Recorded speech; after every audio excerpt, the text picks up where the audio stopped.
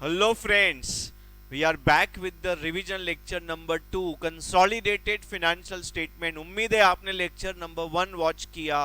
Lecture number 2 will discuss some very important concepts.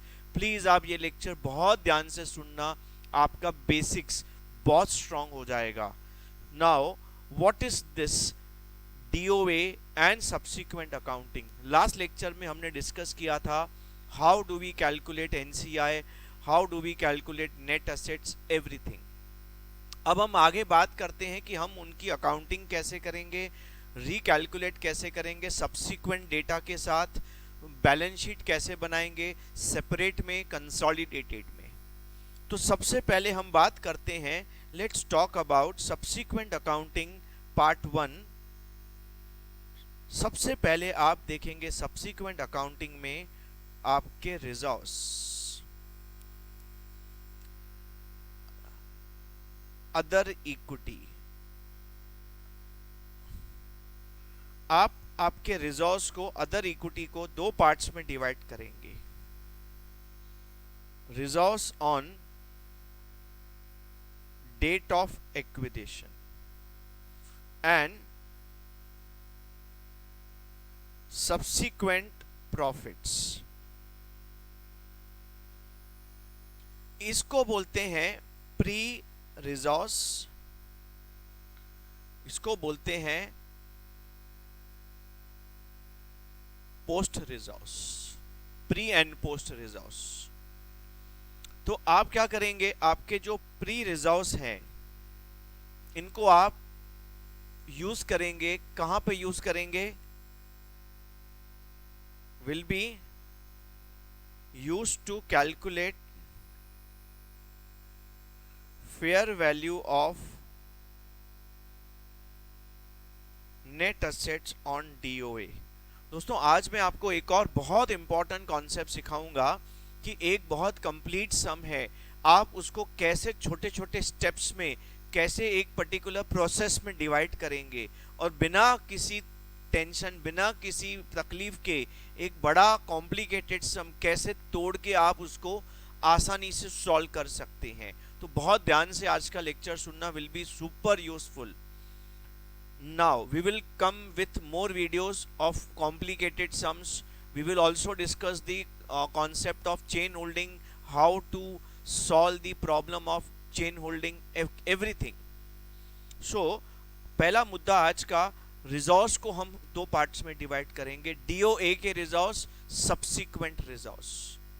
DOA के reserves मतलब जिस दिन आपने कंट्रोल अक्वायर किया उस दिन के रिजर्व्स का क्या करेंगे, will be added to calculate fair value of net assets on DOA. कैसे, मैंने आपको बताया था net assets on DOA calculate करने के दो तरीके हैं. एक assets minus liabilities, assets at fair value minus liabilities again at fair value, current value.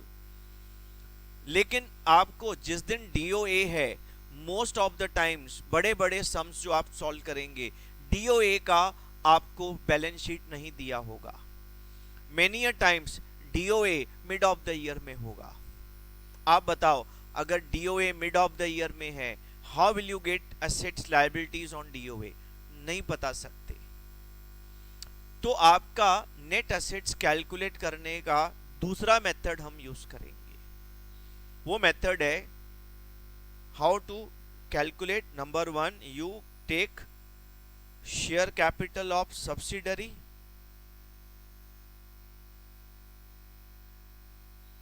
Add pre reserves. Pre reserves मतलब डीओए रिजर्व्स. देखो जिस दिन आपने कंट्रोल अक्वायर किया उस दिन का नेट एसेट्स चाहिए तो उसी दिन का रिजर्व्स लेना पड़ेगा आपको. अच्छा, बट कैपिटल और रिजर्व्स जब आप जोड़ेंगे, this will give you book value of net assets. We need fair value.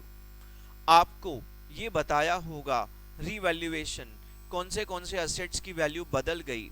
आप जस्ट क्या करेंगे, प्लस माइनस करेंगे बच्चों, रीवैल्यूएशन प्रॉफिट और लॉस. प्रॉफिट है तो ऐड करेंगे, लॉस है तो लेस। कोई असेट की वैल्यू बढ़ गई, ऐड करो प्रॉफिट, वैल्यू घट गई, लॉस, लेस करो। Will give you what, will give you fair value of net assets on DOA. अच्छा, ये आपने क्यों कैलकुलेट किया? To calculate goodwill BPG on DOA. तो ये आपका फर्स्ट पार्ट हो गया। आपने क्या किया, आपके रिजोर्स को, किसके रिजोर्स, ऑफ क्या, सब्सिडरी कंपनी, आपने अपने सब्सिडरी कंपनी के रिजोर्स को दो पार्ट्स में डिवाइड किया। प्री मतलब डीओए के रिजोर्स, पोस्ट मतलब सब्सिक्वेंट रिजोर्स। हाँ, आपके जो पोस्ट रिजोर्स हैं, आप इन पोस्ट रिजोर्स को हमेशा दो पार्ट में डिवाइड करेंगे। एक आपका पेरेंट शेयर, पेरेंट का शेयर, एंड एनसीआई का शेयर, अलग अलग कर देंगे। आप बोलेंगे सर पेरेंट का शेयर जो अलग किया उसका क्या करना है? वो आप ऐड करेंगे, add to other equity of parent to calculate, क्या कैलकुलेट करने के लिए? Consolidated other equity. बहुत सिंपल लॉजिक है, अब बात को समझो। जो सब्सिडरी कमाता है वो किसका है? शेयर होल्डर्स का। मेजॉरिटी शेयर होल्डर कौन है? पेरेंट। उसका प्रॉफिट का हिस्सा उसके रिजोर्स में जोड़ दो। Parent is a majority partner, but हमारा एक छोटा सा पार्टनर है, नन्ना मुन्ना सा पार्टनर है, वो है एनसीआई। तो बच्चों एनसीआई का जो शेयर है एनसीआई में जोड़ दो। मैं आपको एक सिंपल लॉजिक बताता हूं, ये हमारा जो अकाउंटिंग है वो बेस्ड है पार्टनरशिप अकाउंटिंग पे। आप हर साल जो फर्म प्रॉफिट कमाता है उसमें पार्टनर्स में वो प्रॉफिट बांट देते हैं, वही तो कर। सब्सिडरी के दो ओनर्स हैं, दो पार्टनर्स हैं, पेरेंट एंड एनसीआई। पेरेंट का हिस्सा पेरेंट में डाल दिया, एनसीआई का हिस्सा एनसीआई में डाल दिया। सिंपल, बहुत आसान है। अच्छा, एनसीआई का हिस्सा क्या करेंगे? ऐड टू एनसीआई, खत्म। एनसीआई की सब्सिक्वेंट अकाउंटिंग अलग से भी मैं डिस्कस करूंगा, उसके भी कुछ रूल्स आपको बता दूंगा। अच्छा, एक और बात याद करेंगे, जब आप सब्सिडरी का पोस्ट प्रॉफिट्स पेरेंट के प्रॉफिट्स में जोड़ेंगे तो आप देखेंगे सब्सिडरी के पोस्ट प्रॉफिट्स में दो possibilities, PNL, post OCI. Post PNL share, post OCI share. तो आप क्या करेंगे? बहुत सिंपल है, पीएनएल पेरेंट के पीएनएल में जोड़ेंगे, ओसीआई का शेयर पेरेंट के ओसीआई में जोड़ेंगे। Add to PNL of parent, add to OCI of parent. बहुत सिंपल। अगर आपने रिजोर्स को बहुत अच्छे से तोड़ दिया, मरोड़ दिया, डिवाइड कर दिया, आपका मेन मुद्दा खत्म। अब बात करते हैं बच्चों एनसीआई की। How you deal with NCI. ध्यान करना, एनसीआई को कैसे आगे बढ़ाएंगे। एनसीआई हम पहले हमेशा क्या करते हैं, एनसीआई ऑन डीओए कैलकुलेट करते हैं। ये जो एनसीआई आपने कैलकुलेट किया, या तो आपने फेयर वैल्यू पे कैलकुलेट किया और proportionate share net assets, PSNA method हम जिसको प्यार से बोलते हैं, उस पे वैल्यू किया है। ये डीओए का एनसीआई है। ये कौन सा एनसीआई है? डीओए का। अब क्या करेंगे, जस्ट थिंक लाइक पार्टनरशिप। आप क्या करते हैं, पार्टनर कैपिटल कैसे बनाते हैं, आपका ये ओपनिंग कैपिटल जैसा हो गया। जिस दिन आपने शेयर अक्वायर किए, ये एनसीआई का बैलेंस है। अब आप पार्टनरशिप में क्या करते हैं, पार्टनर में सब्सिक्वेंट प्रॉफिट्स जोड़ते हैं, सब्सिक्वेंट प्रॉफिट्स जोड़ते हैं।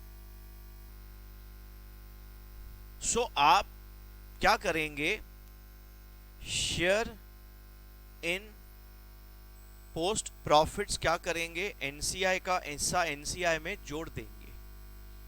पार्टनरशिप अकाउंटिंग में कैपिटल में प्रॉफिट शेयर जोड़ते हैं, लेकिन कैपिटल से कुछ माइनस करते हैं पार्टनर के, वो है ड्रॉइंग्स। तो अगर बच्चों एनसीआई ने कुछ पैसा विड्रॉ किया, एनसीआई पैसा कैसे विड्रॉ करेगा, डिविडेंड। तो हम क्या करेंगे, एनसीआई में से डिविडेंड शेयर ऑफ एनसीआई जो हमने उनको बांट दिया, उतना उनका हिस्सा कम हो गया, वो क्या करेंगे, हम लेस करेंगे। This is your new balance of NCI. This will go to what, consolidated balance sheet. ये कभी देखो, आप जब डीओए का कंसोलिडेटेड बैलेंस शीट बनाएंगे, डीओए का, तो आप डीओए वाला एनसीआई लिखेंगे, लेकिन सब्सिक्वेंट हर साल कंसोलिडेटेड बैलेंस शीट बनेगा, जिसमें आप ये नया एनसीआई जोड़ेंगे। हर साल एनसीआई का प्रॉफिट शेयर एनसीआई में जोड़ेंगे, डिविडेंड उनको दिया तो माइनस करेंगे, तो new balance of NCI, new partners capital जैसा आएगा, put into your balance sheet. आपको पता है एनसीआई हम बैलेंस शीट में लायबिलिटी में लिखते हैं, क्यों, वो हमारा एक माइनर पार्टनर है। So this is how we deal with NCI. अब दोस्तों, आज हम एक बहुत, ये दो सब्सिक्वेंट अकाउंटिंग इंपॉर्टेंट हैं, रिजॉर्व्स को कैसे डील करना है, एनसीआई को कैसे डील करना है। अब हम एक बहुत इंपॉर्टेंट सम उठाते हैं। I have taken a sum which is actually from study material का सम है, बट मैंने ना उसमें कुछ चेंजेस कर दी हैं। I made some changes of my own to learn better. तो एक बहुत बढ़िया क्वेश्चन सॉल्व करते हैं, बहुत सारी चीजें बहुत अच्छे से स्टेप्स आपके क्लियर हो जाएंगे, ठीक है। तो let's read it. On 31 March 21 P limited acquired 80% shares Q limited. मतलब एनसीआई कितना हो जाएगा हमारा, 20%। मैंने क्वेश्चन ना मॉड्यूल से बदल दिया है। क्यों बदल दिया है, बहुत आसान था। मैंने उसमें कई चीजें ऐसी ऐड की हैं जो हमें बहुत अच्छे से कॉन्सेप्ट्स को सिखाएंगी। अच्छा, P limited issue 2,50,000 shares of 10 each, trading at 16। मतलब उसकी आज की मार्केट वैल्यू शेयर की 16 रुपया है, तो 16 में इशू करेंगे। तो आप पीसी कैसे कैलकुलेट करेंगे, आपने जो इशू किया, देखो आपने जब पीसी कैलकुलेट करते हैं, लास्ट लेक्चर में मैंने आपको सिखाया था, आप जो शेयर्स खरीदते हैं उसका फेयर वैल्यू नहीं देखेंगे, जो शेयर इशू करते हैं उसका फेयर वैल्यू देखेंगे। इशू किसके शेयर करेंगे आप बच्चों, पी लिमिटेड के, द पेरेंट। तो आपने पेरेंट के 2.5 लाख शेयर इशू किए जिसकी मार्केट वैल्यू 16 रुपया है, तो आपका पीसी कितना हो जाएगा, बहुत इंपॉर्टेंट, बहुत आसान है, आपका पीसी कितना हो जाएगा,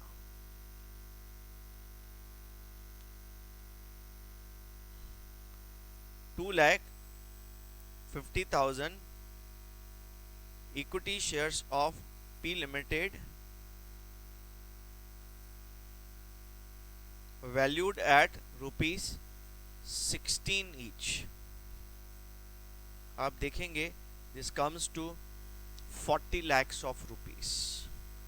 आप कैलकुलेशंस करके देखिए, मैंने कैलकुलेशंस किए हैं, 2,50,000 into 16 comes to 40 lakhs। ये आपका रेडी हो गया पीसी। हमेशा सम में आपका स्टेप 1 होगा पीसी। चलो ठीक है, आगे पढ़ते हैं। The summarised balance sheet of companies on 31 March 21, this is your DOA। Before acquisition मतलब शेयर्स आपने अक्वायर किए उससे जस्ट पहले का बैलेंस शीट। 31 मार्च शाम को 5:30 बैलेंस शीट बना, 6 बजे आपने शेयर्स अक्वायर किए, लेकिन है तो सेम डेट, तो आपको वो तो इनकॉर्पोरेट करना पड़ेगा। ठीक है, कर लेंगे। आप ध्यान से देखेंगे आपके बुक वैल्यूज भी दिए हैं और मार्केट वैल्यू भी दिए हैं, दोनों के। एक बात तो याद रखिए, जो आपका पेरेंट पी लिमिटेड है, पी लिमिटेड का मार्केट वैल्यू किसी काम का नहीं, is of no use. Market value कौन सा वाला काम का है? द सब्सिडरी कंपनी, क्योंकि हमें नेट एसेट्स फेयर वैल्यू किसका चाहिए? सब्सिडरी का।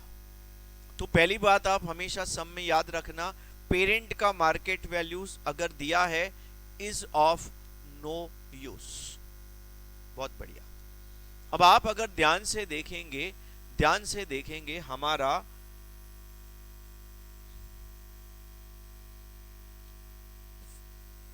42 लाख का बुक वैल्यू है, नेट एसेट्स का 45 लाख का फेयर वैल्यू है।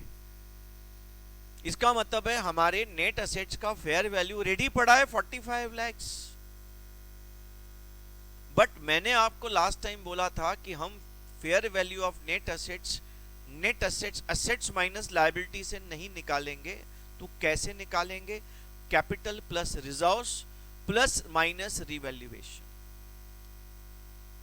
अब चेक करते हैं, इस बार हम चेक करते हैं, are we going to get the same figure और नॉट। एक बात हमें पता है कि हमारा रिवैल्यूएशन का प्रॉफिट कितना है। हमारा रिवैल्यूएशन का प्रॉफिट है 3 लाख रुपए। 42 लाख का नेट एसेट्स का फेयर वैल्यू 45 लाख। ठीक है, तो हम नेट एसेट्स भी निकाल लेंगे। ठीक है, वो हमारा स्टेप नंबर 2 नहीं होगा, that I will take it as step number 4। मैंने ना स्टेप्स बनाए हैं 6 स्टेप्स। 6 स्टेप्स अगर आपने समझ लिए, कोई भी सम उठा लो, वो एकदम आसान हो जाएगा। आप ट्राई करके देखना। मैं और फर्दर कॉम्प्लिकेटेड सम्स आपके स्टडी मटेरियल के और एग्जाम में जो आए हैं वो भी सॉल्व करके दूंगा। एंड सॉल्व ऐसे करेंगे, वही स्टेप्स में तोड़ के उसको आसान बनाने की कोशिश करेंगे। ठीक है, अच्छा, अब हमारा इक्विटी कैपिटल है दोनों का, अदर इक्विटी है दोनों का। ठीक है, वी विल डिस्कस दैट। मैं आपको ओरली कैलकुलेट करके दिखा सकता हूं। मैंने आपको क्या मेथड दिया था नेट एसेट निकालने का? कैपिटल ले लो 25 लाख, ये देखो 25 लाख का कैपिटल है, plus other equity reserve 17 lakh, कितना हो गया 42, plus 3 lakh revaluation profit. 42 plus 3 45 आ गया, 45 नेट एसेट्स फेयर वैल्यू। सो आपने उसको capital plus reserves plus revaluation profit करके किया तो भी 45 आ रहा है, और 45 दिया भी हुआ है, 45 दिया भी हुआ है, अब ध्यान से देख सकते। अब बोला है show journal entries under Indians 103। आपको पता है डीओए को इंडियस 103 लगता है, और जब आप सब्सिक्वेंट अकाउंटिंग करेंगे, आपकी सब्सिक्वेंट अकाउंटिंग में इंडियस 110 लगता है। तो 103 के हिसाब से पहले डीओए का अकाउंटिंग करेंगे। ये सम मैंने इंटेंशनली ऐसा बनाया है कि डीओए अकाउंटिंग भी आएगा, सब्सिक्वेंट अकाउंटिंग भी आएगा। And summarised balance sheet after business combination NCI need to be valued at fair value. बहुत बढ़िया। उसके बाद सब्सिक्वेंट अकाउंटिंग के लिए आपको अगले साल का प्रॉफिट दिया है। पी लिमिटेड ने 8 लाख कमाया, क्यू लिमिटेड ने 5 लाख कमाया फॉर नेक्स्ट ईयर। तो सब्सिक्वेंट अकाउंटिंग का भी इफेक्ट हम देंगे। क्या दोनों साथ में देंगे? वर्किंग नोट्स ऐसे डिजाइन किए गए हैं कि आप दोनों साथ में ले सकते हैं, कोई प्रॉब्लम नहीं। फिर हम उसकी अकाउंटिंग सीखेंगे एसएफएस में, सीएफएस में। उसके बाद हम डीओए का बैलेंस शीट बनाएंगे और 1 साल के बाद का बैलेंस शीट। अच्छा, 1 साल के बाद का कुछ और इंफॉर्मेशन है, क्या बात है। 31 मार्च 22 का बच्चों हमारे पास दिया हुआ है इन्होंने इंफॉर्मेशन। 31 मार्च 22 की आपकी पी और क्यू की बुक वैल्यूज दी हुई है। देखिए इनका क्या रिलेवेंस होगा। नेट असेट्स आपके हो गए 88। आप ध्यान से देखेंगे, आप इनको कैसे कनेक्ट करेंगे। पहले तो आप देखेंगे ना, स्टडी मटेरियल के बहुत सारे सम्स ऐसे हैं, एक पहले के 3 कॉलम 2 कॉलम डीओए के हैं, फिर जो बाकी के कॉलम्स हैं 1 साल के बाद के हैं। तो आपको ना डीओए और 1 साल के बाद की बैलेंस शीट को रिकंसाइल करने को आना चाहिए। आप ध्यान देंगे आपके नेट असेट्स 80 से 88 हो गए। 80 कैसे हो गए, बहुत सिंपल है। 80 लाख के असेट्स थे, 8 लाख प्रॉफिट कमाया, profit will increase our assets, that is 88। बहुत बढ़िया।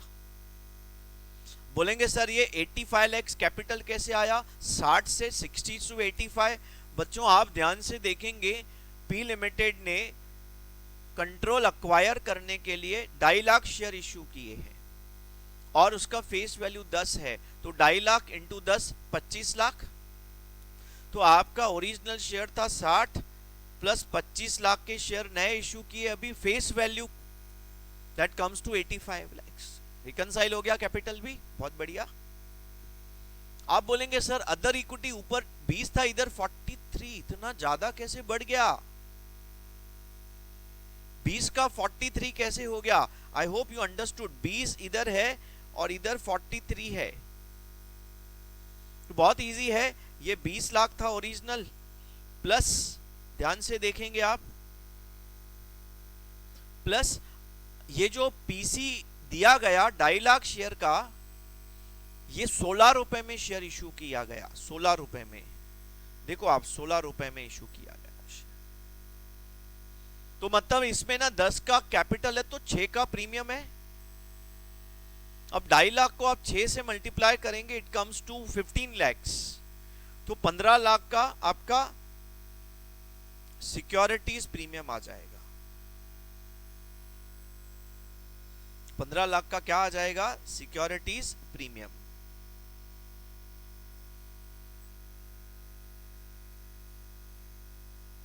हाँ, प्लस क्या करेंगे, profit for the year, 8 lakh का प्रॉफिट कमाया है, तो 20 और 15 35, 35 और 8 43 लाख। 1 साल के बाद का ये पिक्चर है आपका। अगर आप इसको पिक्चराइज करेंगे, आपका डीओए है, अगर आप ध्यान से देखेंगे आपका डीओए है, अगर आप इसको इधर लिख देंगे, योर डीओए इज 31 मार्च 21 और आफ्टर 1 ईयर 31 मार्च 22 का भी इंफॉर्मेशन दिया है। 1 साल में क्या हो गया वो सब दिया हुआ है आपको। अच्छा, now let's talk about Q limited. देखते हैं क्यू लिमिटेड का कैसे मोमेंटम आया है। अरे क्यू लिमिटेड में एक ही चीज है, 5 लाख का प्रॉफिट है, तो उसके नेट असेट्स भी 5 लाख बढ़ गए, 42 प्लस 5 लैक्स, और उसका रिजर्व्स भी बढ़ गया, 22 plus 5, sorry 17 plus 5,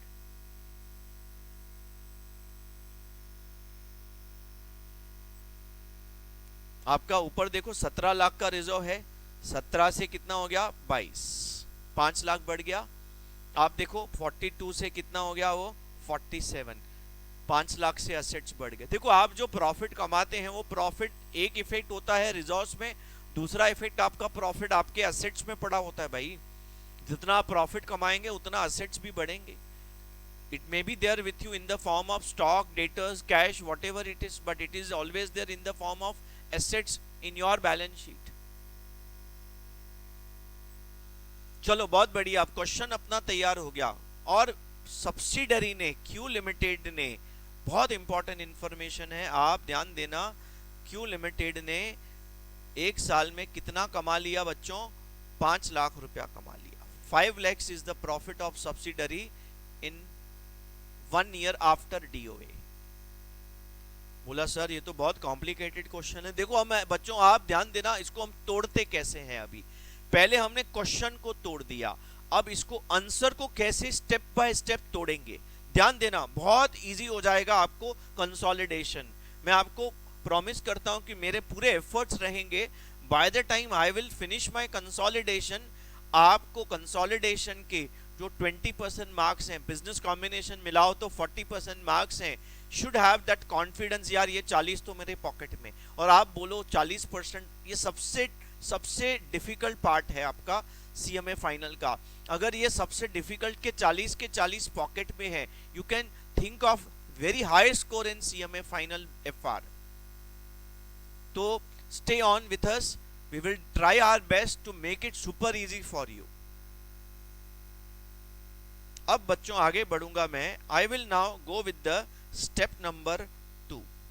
what was step number 1? देखो मैंने स्टेप्स में डिवाइड किया है, बाद में मैं स्टेप्स की समरी बना दूंगा, ये स्टेप्स फॉलो करने हैं। पहला स्टेप हुआ था पीसी कैलकुलेशन, दूसरा सबसे इंपॉर्टेंट स्टेप होगा योर रिजोर्स। हाँ रिजोर्स, दूसरा स्टेप होगा रिजोर्स।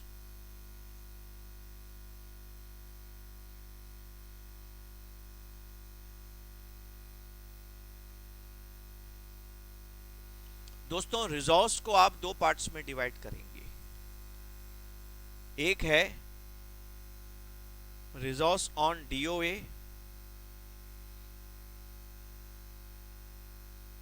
सब्सिक्वेंट रिजोर्स, इसको बोलते हैं प्री, इसको बोलते हैं पोस्ट। आप ध्यान से अगर देखेंगे, आप ध्यान से अगर देखेंगे बच्चों, हम किसकी बात कर रहे हैं? Q limited. हम तोड़ेंगे किसको? क्यू लिमिटेड को। पी लिमिटेड तो बात करेंगे कंसोलिडेशन में, कंसोलिडेटेड इसमें। क्यू लिमिटेड का डीओए का रिजर्व 17 लाख रुपया है,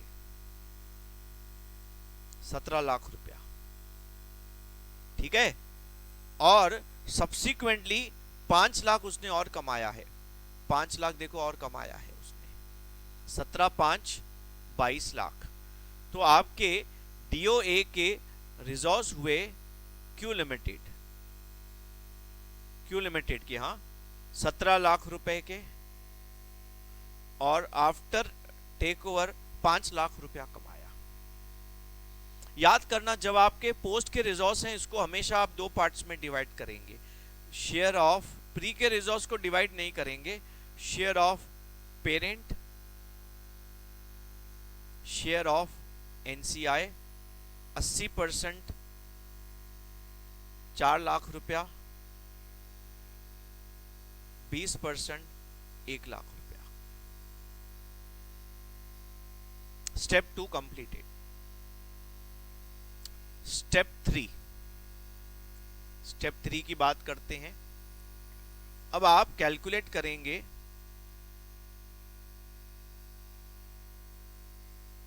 net assets on DOA at what value? fair value। अब ध्यान देना, आपको एक्चुअली इस सम में तो net assets fair value on DOA दिया हुआ है। Net assets on DOA eight fair value 45 lakhs आपको बच्चों दिया हुआ है, गिवन। आ देख लेते हैं भाई, बहुत सारा मैंने इसमें जुगाड़ कर दिया है, इसको थोड़ा क्लियर करता हूं तो आसान हो जाएगा। नहीं, हाँ अब थोड़ा अच्छा लग रहा है। नहीं, आप देखो 45 lakhs, ठीक है ना। लेकिन ये अगर नहीं दिया तो भी हम कैलकुलेट कर सकते हैं। वो आपको ना एक्चुअली ये भी पता होना चाहिए कि what is the increase in value of your assets. तो हम क्या करेंगे, कैपिटल वाला मेथड यूज करेंगे। और आप क्या करेंगे, share capital of Q limited, आपका क्यू लिमिटेड का शेयर कैपिटल है 25 लाख, देखो ना 25 लाख शेयर कैपिटल है और 17 लाख अदर इक्विटी है, ये आपका बुक वैल्यूज है। So will write it down, 25 lakh का शेयर कैपिटल है, अदर इक्विटी ऑन डीओए, ये आपने ऊपर भी लिखा है प्री रिजर्व 17 लाख है, ये प्री के रिजर्व नीचे आप जोड़ देंगे जो आपने ऊपर कैलकुलेट किए हैं। दोस्तों ये नेट असेट्स आ गए, लेकिन ये नेट असेट्स है ना बुक वैल्यू है, क्योंकि आपने बैलेंस शीट का रिजर्व बैलेंस शीट का कैपिटल लिया, तो बैलेंस शीट मतलब बुक वैल्यू आ गया।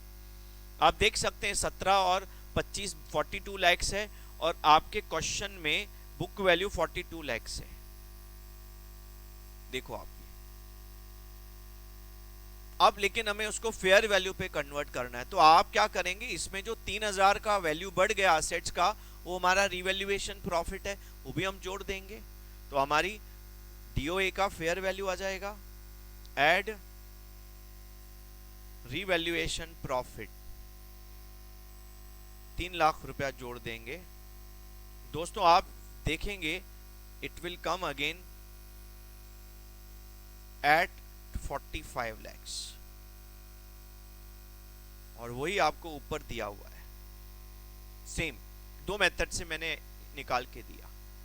स्टेप 1 निकाला हमने पीसी, स्टेप 2 आपने रिजर्व्स को तोड़ दिया प्री एंड पोस्ट में, डीओए एंड सब्सिक्वेंट में, जो पोस्ट के रिजर्व्स हैं उसको फर्दर तोड़ दिया, पेरेंट का शेयर और एनसीआई का शेयर। तीसरा स्टेप हमने डीओए के नेट एसेट्स निकाल लिए एट फेयर वैल्यू। चौथा स्टेप बच्चों, ये स्टेप्स खाली प्यार से फॉलो करो, दैट इज योर एनसीआई। चलो सबसे पहले you calculate NCI on DOA, और क्वेश्चन आप ध्यान से पढ़ेंगे, लिखा है फेयर वैल्यू पे वैल्यू करना है, बट उसकी फेयर वैल्यू नहीं दी हुई है। हमने लेक्चर 1 में सीखा था कि अगर एनसीआई को फेयर वैल्यू पे लेना है और फेयर वैल्यू नहीं दिया है, तो हम पीसी का प्रोपोर्शनेट फेयर वैल्यू लेते हैं, और हमारा पीसी है 40 लाख रुपए, वो 80% है, तो 20% एनसीआई कितना, 20 आउट ऑफ 80, तो NCI on DOA fair value comes to 10 lakh rupees. बहुत बढ़िया। लेकिन हमें सब्सिक्वेंट अकाउंटिंग भी सीखनी है। अभी अभी हमने डिस्कस किया सब्सिक्वेंटली क्या किया जाता है, जो सब्सिडरी का पोस्ट प्रॉफिट है उसमें एनसीआई का हिस्सा एनसीआई में जोड़ देंगे, और अगर आपने एनसीआई को कोई डिविडेंड दिया है सब्सिडरी ने, वो डिविडेंड माइनस कर देंगे। उतना प्रॉफिट बांट दिया तो उतना ड्रॉइंग से काइंड ऑफ तो लेस होता है कैपिटल से, सिंपल लॉजिक है उसका। Plus post share, I am not writing proper wording should be share in post profits of Q Limited, और हमने वो कैलकुलेट करके रखा है, आप ध्यान से देखेंगे ऊपर ही हमने कैलकुलेट करके रखा है, ये है पोस्ट प्रॉफिट में एनसीआई का हिस्सा 1 लाख रुपया, हम ये इसमें जोड़ देंगे बच्चों, तो आपका एनसीआई में आपने 1 लाख रुपया जोड़ दिया, तो आपका एनसीआई 31 मार्च 22 को हो गया 11 लाख। ये आपका एनसीआई डीओए का, ये आपका एनसीआई 1 साल के बाद। जितने भी साल आगे बढ़ेंगे बस आप पोस्ट प्रॉफिट जोड़ते जाओ, डिविडेंड बांटा तो माइनस करते जाओ, खत्म। एनसीआई का इतना ही स्टोरी है। हम एनसीआई का एक अलग से सम उठाएंगे जिसमें कभी कभी लॉसेस आते हैं तो एनसीआई नेगेटिव हो जाता है, तो क्या करेंगे वो इन डेप्थ अपने स्टडी मटेरियल का ही सम है, हम बच्चों बात करेंगे। उम्मीद है step number 4 is clear. PC reserves को डिवाइड कर दिया, net assets on DOA, NCI. अब हमारा अगला मुद्दा होगा the calculation of goodwill and BPG. We will calculate goodwill और BPG.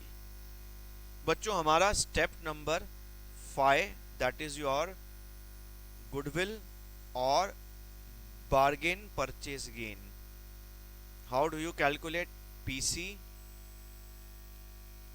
40 lakhs plus NCI on DOA 10 lakh हमने कैलकुलेट करके रखा है, 50 लाख हो गया आपका, minus fair value of net assets on DOA जो हमने कैलकुलेट करके रखा है 45 lakhs।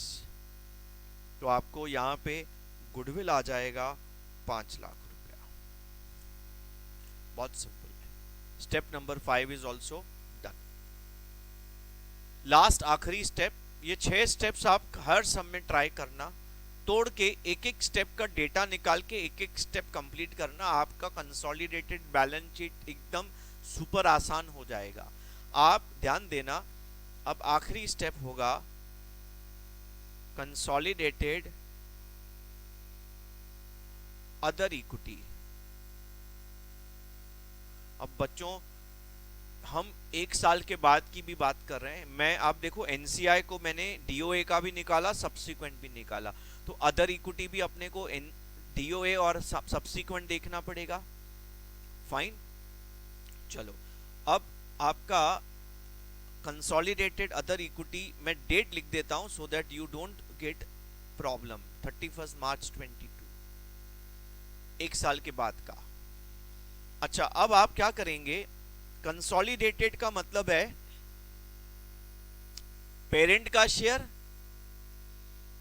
Share plus post profit of subsidiary का पेरेंट का शेयर। मतलब देखो अदर इक्विटी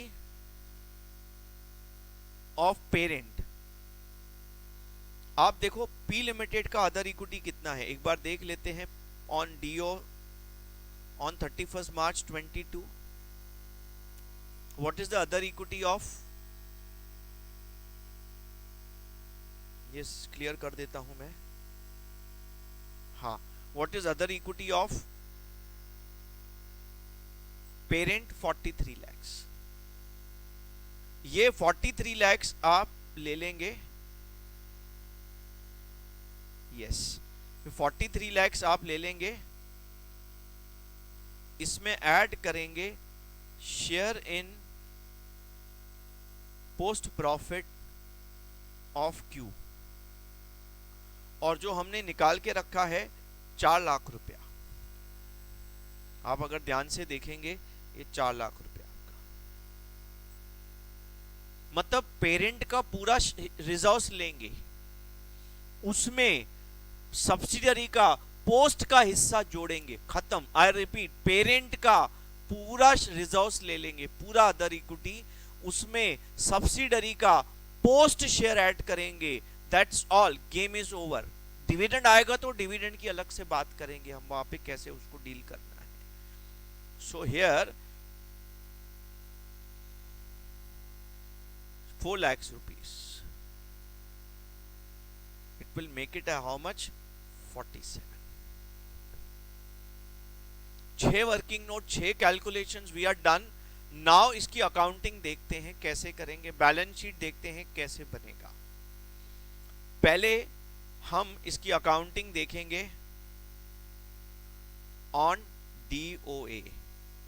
इस अकाउंटिंग को हम 2 पार्ट्स में डिवाइड करेंगे, एक होगा सेपरेट फाइनेंशियल स्टेटमेंट्स, एक होता है कंसोलिडेटेड फाइनेंशियल स्टेटमेंट्स। हाँ दोस्तों, आपका सेपरेट बुक्स अलग बनता है, कंसोलिडेटेड बुक्स अलग बनता है। What is DOA? It is 31 मार्च 21। आपने ये शेयर्स खरीदे तो सेपरेट में एक इन्वेस्टमेंट खरीदने का एंट्री आ जाएगा। क्या एंट्री आ जाएगा? Investment in shares of Q limited, to आप बदले में क्या दे रहे हैं उसको? शेयर्स दे रहे हैं, शेयर्स खरीद के शेयर्स दे रहे हैं to equity share capital to securities premium. आपने शेयर्स कितने में खरीदे? सर 40 लाख रुपए में खरीदे। अच्छा 2.5 लाख शेयर्स हैं तो फेस वैल्यू 10 के हिसाब से 25 लाख कैपिटल है, ठीक है ना। 2,50,000 इंटू 10 और 2,50,000 इंटू 6 प्रीमियम है, तो 15 लाख रुपए का प्रीमियम। यह किसकी एंट्री हो गई? Separate financial statement. Investments purchase करने का सिंपल एंट्री पास किया। बट कंसोलिडेटेड में क्या करते हैं हम? सब्सिडरी के असेट्स और सब्सिडरी के लायबिलिटीज अपने बुक्स में लाते हैं। याद करना, कंसोलिडेटेड का रूल याद करना, हमारे पास सब्सिडरी के 80% शेयर्स हैं, तो क्या हम सब्सिडरी के 80% एसेट्स अपने बुक्स में लें? Answer is no. हमारा कंसोलिडेशन मेथड का नाम है फुल कंसोलिडेशन मेथड। इसमें हम सब्सिडरी के 100% नेट एसेट्स उठाएंगे और जितना एनसीआई का शेयर है उतना उनको क्रेडिट दे देंगे, पार्टनरशिप जैसा। अब पार्टनरशिप में क्या होता है? बैलेंस शीट में 100% एसेट्स होते हैं, उसमें एक मेजर पार्टनर है, एक माइनर पार्टनर है। माइनर पार्टनर भी लायबिलिटी में आएगा, मेजर पार्टनर, दोनों का हिस्सा सेम। तो हम लोग नेट एसेट्स किसके लेंगे? ऑफ क्यू लिमिटेड, जिसकी आज की वैल्यू है 45 lakh fair value. Net assets में लायबिलिटीज एडजस्ट हो गई हैं। अच्छा, लेकिन ये पूरा का पूरा अपना थोड़ी है, इसमें 10 लाख तो एनसीआई है, हमने निकाल के रखा है। डीओए का एनसीआई 10 लाख रुपए, आप चेक कर सकते हैं। और बाकी अपने को 40 लाख रुपया पीसी देना है। बोला सर एंट्री टैली नहीं हुआ। हाँ बच्चों, क्योंकि हमें और क्या बुक करना पड़ेगा? गुडविल बुक करना पड़ेगा 5 लाख का, जो हमने कैलकुलेट करके रखा है ऊपर। गुडविल 5 लाख का, यहां से एंट्री हमने पास की है। 40 का पीसी, 10 का एनसीआई, 50, 45 के नेट एसेट्स टेंजिबल आइडेंटिफाएबल और बाकी 5 का गुडविल। तो इसलिए हम लोग क्या करते हैं, नेट एसेट्स के आगे वर्ड लिखा जाता है आइडेंटिफाएबल नेट एसेट्स। आइडेंटिफाएबल मतलब जो गुडविल के अलावा बाकी नेट एसेट्स हैं उनको हम आइडेंटिफाएबल नेट एसेट्स बोलेंगे, जिनकी हमारी फेयर वैल्यू पता है। तो गुडविल की fair value is what? The balancing figure. Is it clear to everyone? So this is what the entry that we pass on DOA in separate and consolidated financial statement. बोलेंगे sir अब आप इसकी मुझे balance sheet बना के दे दो। बहुत बढ़िया, मैं आपको अभी बैलेंस शीट बना के दे देता हूं।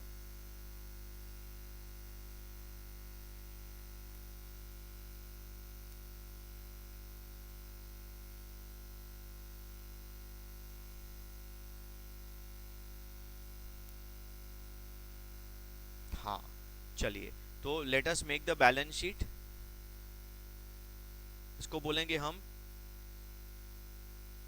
Consolidated balance sheet on DOA, that is 31 मार्च 21। ध्यान से देखो आप कैसे बनाएंगे। नेट एसेट्स लेंगे। देखो आप नेट एसेट्स कैसे लेंगे? पेरेंट का प्लस सब्सिडरी का।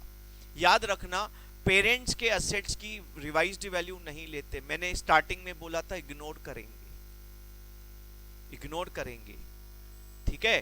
तो आप क्या करेंगे? देखो आपके नेट एसेट्स कितने हैं। आपने एक और छोटा रिक्वेस्ट होगा, आप इस क्वेश्चन का एक स्क्रीनशॉट निकाल के ना क्वेश्चन अलग से देखेंगे ना तो आपके लिए और आसान हो जाएगा, ठीक है। क्योंकि ये मॉड्यूल में आपको क्वेश्चन मिलेगा बट मैंने काफी चीजें बदल दी हैं, तो आपको सेम एज इट इज नहीं मिलेगा। अच्छा, अब हम पेरेंट का नेट एसेट्स कितना लेंगे बच्चों? 80 लाख रुपया। देखो, और सब्सिडरी का कितना लेंगे? 42 नहीं 45 फेयर वैल्यू। मतलब पेरेंट का बुक वैल्यू, सब्सिडरी का फेयर वैल्यू। अभी फेयर वैल्यू पे तो हमने उसको बुक किया ना एंट्री पास करके। चलो ठीक है, आ जाओ भाई बैलेंस शीट में आ जाओ। नेट एसेट्स, नेट एसेट्स इसका हो गया 80 प्लस 45 कितना हो गया? 125 लाख। ध्यान देना, उसके बाद बैलेंस शीट में दूसरा आइटम आएगा गुडविल, जो हमने अभी अभी निकाला है 5 लाख।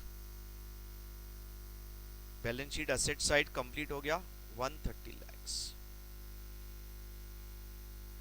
अब हम बात करते हैं equity share capital, liability side. अच्छा चलो एक बार देख लेते हैं लायबिलिटी साइड क्या लेंगे हम। हाँ, ये डीओए की बात करते हैं। पेरेंट का इक्विटी कितना है सर? 60 लाख। ओके,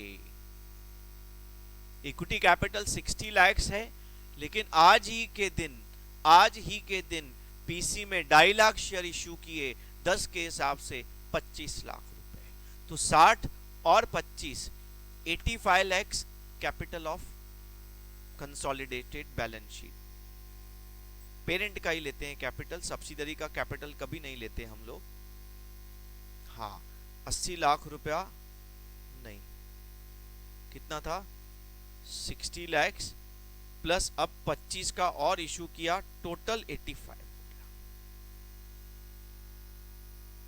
बहुत बढ़िया सर। अदर इक्विटी, हाँ ठीक है बेटा, अदर इक्विटी ले लेते हैं। आप वापस बच्चों क्वेश्चन में आ जाओ। What question says what is the other equity of parent? Parent का पूरा लेना है? हाँ सर पूरा लेना है, 20 लाख रुपया। तो 20 का 20 नहीं ना, आप ध्यान दो, हम पीसी का इफेक्ट देंगे। पीसी का इफेक्ट, आपने पीसी में जो शेयर इश्यू किए हैं उसमें 15 लाख का प्रीमियम है, जो भी अदर इक्विटी में जुड़ जाएगा। बहुत अच्छा।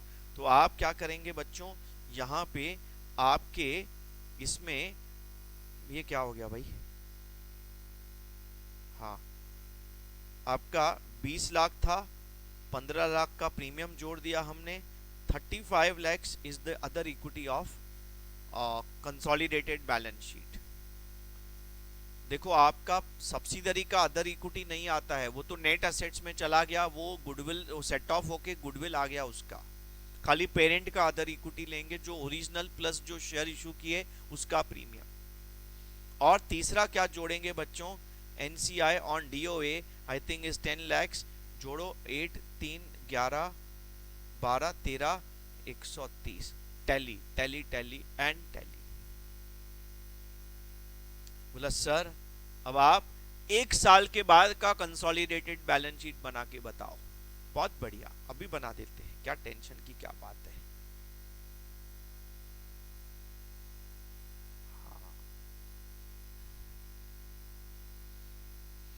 So we will make consolidated balance sheet as on 31st March 22। बहुत बढ़िया। देखो कैसे बनाएंगे, बहुत आसान है। नेट असेट्स कैसे लेंगे, ऐसे कई सम्स है हमारे स्टडी मटेरियल में, तो आप ध्यान देंगे। एक बार क्वेश्चन में आ जाते हैं। हाँ, आप ध्यान देंगे, ये आपका 31 मार्च 22 का डेटा है, इसके हिसाब से जाना पड़ेगा। आपका पेरेंट का 88 लाख का नेट असेट्स है, सब्सिडरी का 47 लाख है, लेकिन याद करना ये बुक वैल्यू है। हमने डीओए को रिवैल्यू किया है, 3 लाख प्लस किया है, मतलब डीओए को हमने 3 लाख से असेट की वैल्यू, नेट असेट्स की वैल्यू सब्सिडरी का बढ़ाया है। वो सीएफएस में अभी भी बढ़ा हुआ वैल्यू चलेगा। बहुत अच्छा। तो मैं ऐसा बोलूंगा क्या करने का, आप 1 साल के बाद का बैलेंस शीट बना रहे हैं तो उस डेट का पेरेंट का नेट एसेट्स ले लो, उस डेट का सब्सिडरी का बुक वैल्यू दिया होगा वो ले लो, और प्लस रिवैल्यूएशन प्रॉफिट उसमें जोड़ दो। क्योंकि सब्सिडरी के नेट एसेट्स को फेयर वैल्यू पे लिया था डीओए को, वो fair value will continue, plus कुछ एसेट्स बढ़ेंगे वो ऐड हो जाते। In a very simple language I repeat, 3 step है। पेरेंट का नेट एसेट्स ले लो, सब्सिडरी का बुक वैल्यू एसेट्स दोनों का ले लो, प्लस रिवैल्यूएशन प्रॉफिट है तो लॉस है तो माइनस करो। तो 88 प्लस 47 प्लस 3, तो 88 प्लस 47 प्लस 3 कितना होता है ये बच्चों? ऐड करो 50। भाई उठाओ कैलकुलेटर, ये हो गया 50 और 88, 138। Goodwill will continue as it is. हाँ सर, बहुत बढ़िया, हमारा एसेट साइड बच्चों टैली हो गया, बहुत अच्छा। मैंने इसमें डीओए, सब्सिक्वेंट, सब चीजें जोड़ दी हैं। आप अच्छे से इसको एक एक चीज को नोटबुक में नोट करना, क्वेश्चन का स्क्रीनशॉट ले लेना, स्टेप्स ध्यान में रखना। एक बार लास्ट में स्टेप्स को समराइज करूंगा, पूरे सम को ना 2 मिनट में एक समराइज करके बता दूंगा हमने कैसे कैसे इसको किया। देखो क्या है ना, प्रोसेस को ध्यान में रखो, स्टेप्स को ध्यान में रखो, कॉन्सेप्ट्स प्लस प्रोसेस। खाली कॉन्सेप्ट पता होने से सम सॉल्व नहीं होता है, उसको सॉल्व करने का एक प्रोसेस होता है। प्रोसेस अगर ध्यान से आपने नहीं पकड़ा तो खाली concepts will not give you results. Steps wise उसको आसान बनाने के लिए डिवाइड करो, calculations will be super easy. अब हम बात करते हैं सर इक्विटी शेयर कैपिटल। हाँ बच्चों, इक्विटी शेयर कैपिटल तो चेंज नहीं हुआ ना, तो हम सेम वैल्यू ले लेंगे 85 lakhs। हाँ सर, सेम वैल्यू ले लो, बहुत बढ़िया। Other equity, sir other equity कितना लेंगे? अब आपको यहाँ पे आपने ये देखो कैलकुलेट करके रखा है, कंसोलिडेटेड अदर इक्विटी 47 lakhs।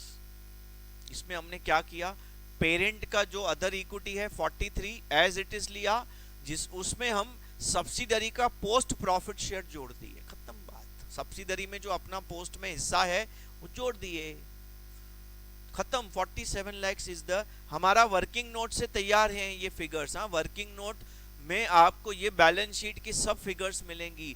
कौन सी फिगर्स मिलेंगी? एनसीआई, अदर इक्विटी, गुडविल तो पहले से तैयार है। 3 चीजें मिली, गेम खत्म। अगर आप 1 साल 2 साल 4 साल बाद कंसोलिडेशन कर रहे, 3 फिगर्स आपको मिलने चाहिए, अदर इक्विटी कंसोलिडेटेड, आपका एनसीआई एंड गुडविल। ये 3 वर्किंग नोट आपको सीधे बैलेंस शीट बना के रेडी करके देंगे। कोई टेंशन नहीं, सोचना नहीं, सीधा आंसर आएगा 47 lakhs। एनसीआई बच्चों ये भी हमने तैयार कर रखा, आपको कुछ टेंशन ही नहीं लेना है। टेंशन वो वर्किंग नोट ने बना के, ये देखो एनसीआई आपने बना के रखा है 11 लाख 31 मार्च 22। वर्किंग नोट्स ही ऐसे हैं, अपने आप एक डीओए का डेटा भी है, 1 साल के बाद का डेटा। उम्मीद है क्लियर हो रहा है। चलो बच्चों, 11 लाख रुपया लेते हैं इधर, 11 लाख रुपया एक बार जरा टोटल करें, देखें हम लोग सही जा रहे हैं क्या, कि कुछ ठीक करना है। 85 प्लस 47 प्लस 11, क्या बात है, क्या बात है, क्या बात है, 143 lakhs। Tally tally and tally. अब ध्यान देना, मैं आपने बोला सर बहुत बोल दिया आपने। हाँ, अब आप इसको ना स्टेप वाइज सुनो। हमने पहले क्या किया, प्रॉब्लम जब पढ़ा, ये देखो पूरा आंसर आ गया आपका, पूरा स्टेप्स आ गया। ये पहला थियरी, ये आंसर्स। अच्छा, आपको ये अगर पूरा का पूरा चाहिए तो आप जरा हमारे नीचे दिए हुए नंबर्स पे हमें मैसेज करना, हम आपको ये पीडीएफ ना व्हाट्सएप पे शेयर कर देंगे। व्हाट्सएप करना, व्हाट्सएप पे आपको शेयर कर देंगे, ठीक है ना। फर्स्ट नंबर पे आप व्हाट्सएप करना, आपको हम शेयर कर देंगे, कोई प्रॉब्लम नहीं। या आगे जाके फिर हम लिंक भी डाल देंगे, बट एज ऑफ नाउ आपको आप व्हाट्सएप कर देना, आपको मिल जाएगा। अच्छा बच्चों, हमने क्या किया, बात समझो। प्रॉब्लम रीड किया, ध्यान से सुनना, आप इसको प्रोसेस को ब्रेन में सेव करना, ठीक है ना। जैसे मैं बोलते जाऊं सेव करते जाओ। सबसे पहले आपने प्रॉब्लम रीड करते करते पीसी के बारे में सोचना है, पीसी कैलकुलेट होना चाहिए। पहला मुद्दा, डीओए आइडेंटिफाई करो, पीसी कैलकुलेट करो। पीसी कैसे कैलकुलेट करते हैं ऑलरेडी सिखाया है। नंबर 2 बच्चों, आप रिजोर्स को उठाओ। आप ना एक रिजोर्स उठाओ सब्सिडरी के, आप उसको तोड़ दो, डीओए और सब्सिक्वेंट।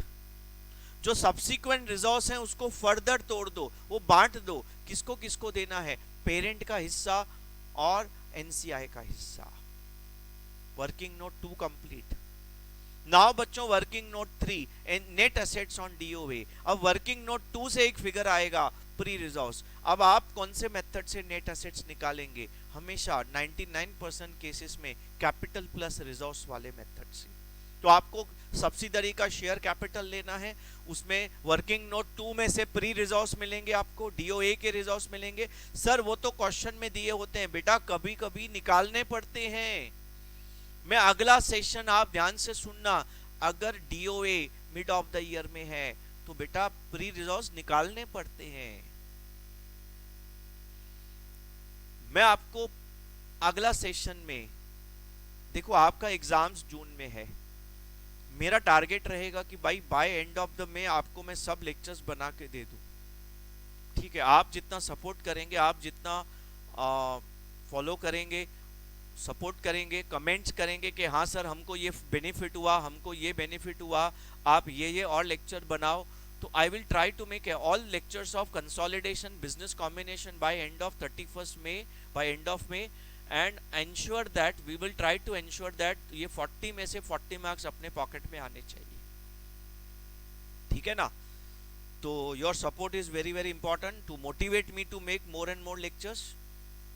नाउ स्टेप 2 हो गया। स्टेप 3 में आगे नेट एसेट्स। नेट एसेट्स हम डीओए के निकालेंगे, जिसमें आप कैपिटल ऑफ सब्सिडरी लेंगे, प्री रिजर्व्स लेंगे जो वर्किंग नोट 2 से मिलेंगे, प्लस रिवैल्यूएशन प्रॉफिट है तो जोड़ो, रिवैल्यूएशन लॉस है तो माइनस करो, खत्म। This will give you net assets on DOA. 3 working note तैयार। चौथा वर्किंग नोट एनसीआई का बनाएंगे। एनसीआई ऑन डीओए निकालेंगे। पीएसएनए मेथड है कि फेयर वैल्यू मेथड है?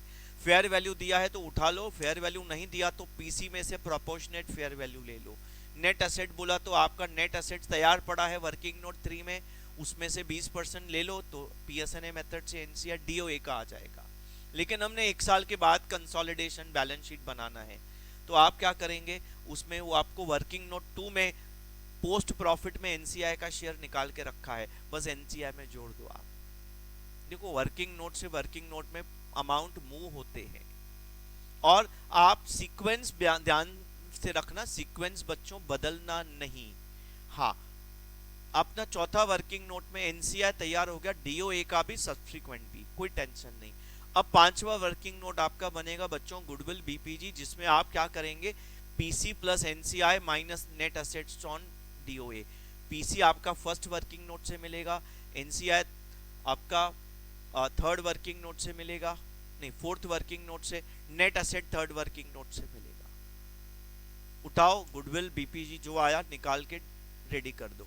आखिरी वर्किंग नोट जो बहुत इंपॉर्टेंट है, ये 1 साल के बाद अगर आप कंसोलिडेशन करते हैं, 2 साल के बाद करते हैं तो ये वर्किंग नोट काम आएगा, कंसोलिडेटेड अदर इक्विटी।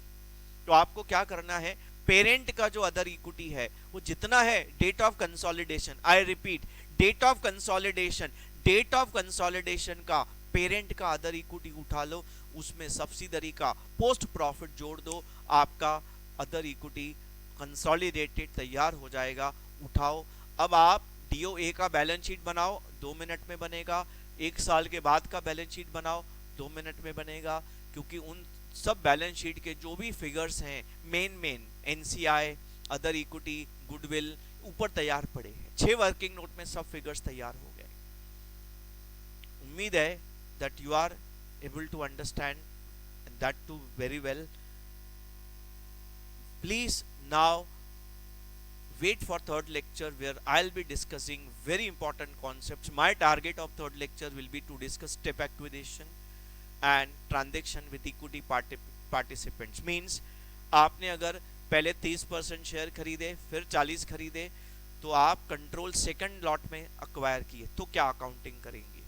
दूसरा हम सीखेंगे, आपने शेयर्स अक्वायर किए 70%, 80%, आपने क्या किया, बाद में 10% शेयर्स और खरीद लिए या 10% शेयर्स बेच लिए। ये 10% शेयर्स खरीदने बेचने से कंट्रोल विल नॉट चेंज, पहले भी था बाद में भी रहेगा। तो एनसीआई में इसकी क्या मूवमेंट आएगी, बहुत ही जबरदस्त कैलकुलेशंस हैं, रूल्स हैं। कुछ कैलकुलेशन स्टडी मटेरियल में रॉन्ग है, मैं आपको बता दूंगा कैसे करना चाहिए। चलो बच्चों, tata bye bye from this side, Gurmukh Ragani, thank you very very much, take care.